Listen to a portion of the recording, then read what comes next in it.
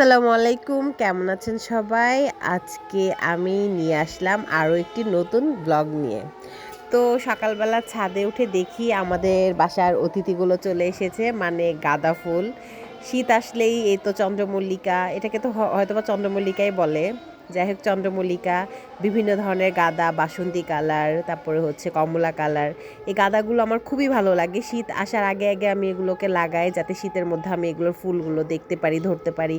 এবং ছাদে যখনই আসি এদেরকে দেখলে এত মনটা ভালো হয়ে যায় যে কি বলবো।